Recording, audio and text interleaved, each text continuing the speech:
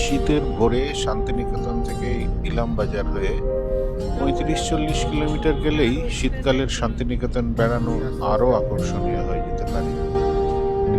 শান্তিনিকেতন আশ্রম, সোনাঝুরির হাট, কঙ্কালীতলা আর কোপাই দেখার মাঝে একটা ভোর নীল নির্জনে কাটিয়ে আসতে পারা যায় খুব সহজেই।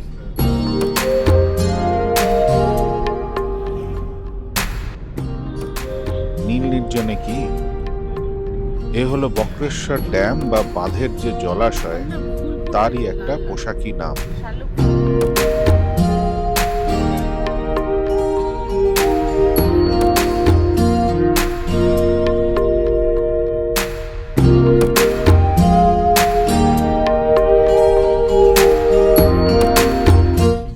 বোলপুর থেকে ইলামবাজারের জঙ্গল পেরিয়ে সিউড়ির দিকে ঘুরে যেতে হবে।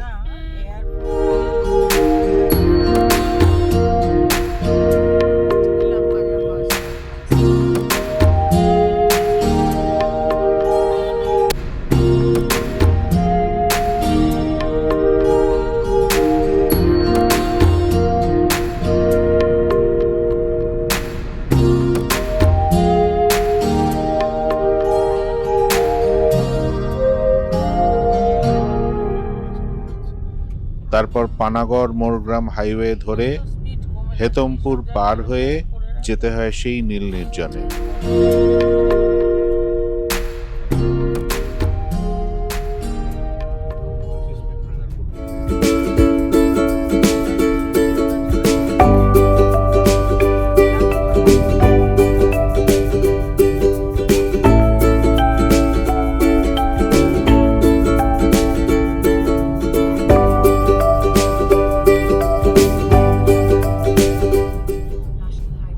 খেয়াল রাখবেন, রাস্তার বাঁ দিকে দেখা যাবে একটা ছোট্ট বোর্ডে লেখা রয়েছে ওয়ে টু বক্রেশ্বর ড্যাম। অনেকটা যেতে হবে, কত কিলোমিটার?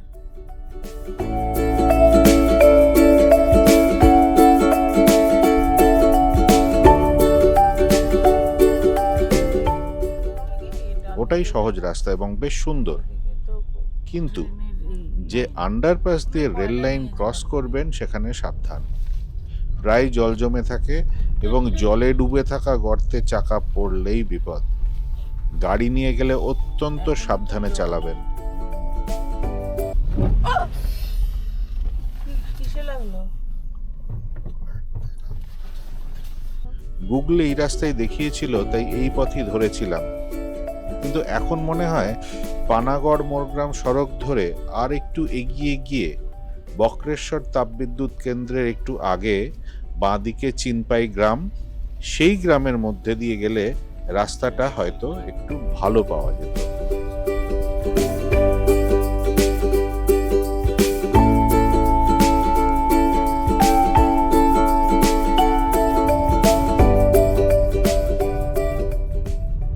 নীল নির্জনে স্থানীয় মানুষের খুব প্রিয় পিকনিকের জায়গা। একটু বেলা করে গেলেই দেখা যায় লেকের পাশে যে বিস্তৃত মাঠ রয়েছে, সেখানে দলে দলে মানুষ হই হই করে চড়ুইভাতি করছে।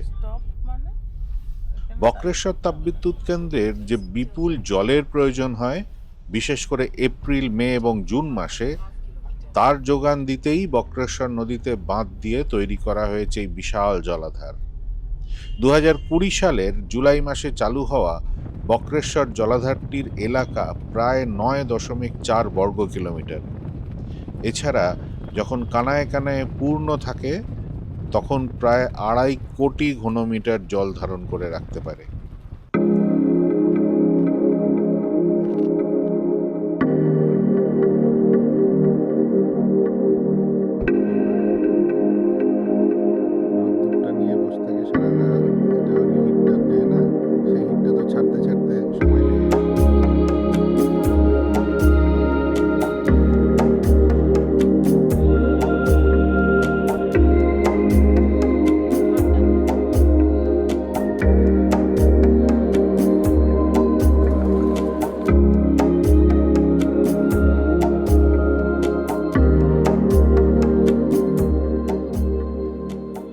জলাধারের সব থেকে বড় আকর্ষণ হলো পাখি।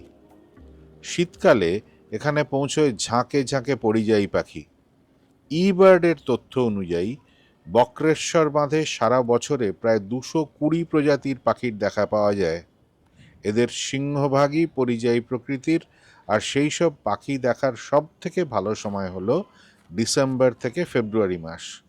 আর সকালের দিকে গেলে প্রায় 50টির ওপর প্রজাতির দেখা মেলাও অসম্ভব নয়।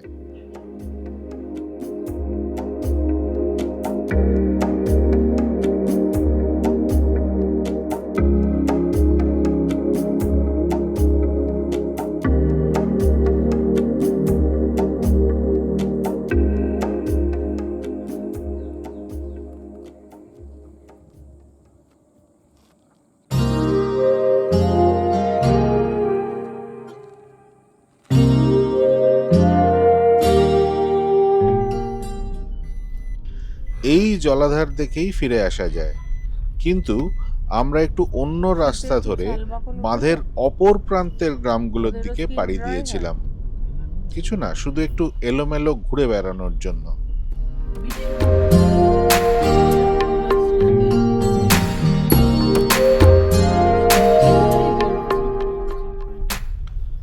ওই দিকে পড়ে রাধামাধবপুর, ভোড়া, রাজগঞ্জ প্রভৃতি গ্রাম। যারা পাখি প্রেমী তারা অনেক সময় ভোড়া গ্রামের দিকেও যান।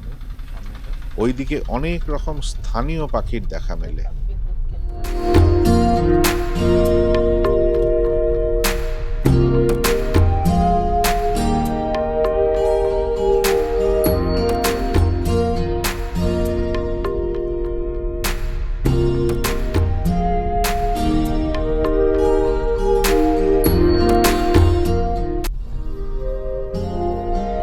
রাইট প্রজেক্ট ওইখান দিয়ে বোধহয়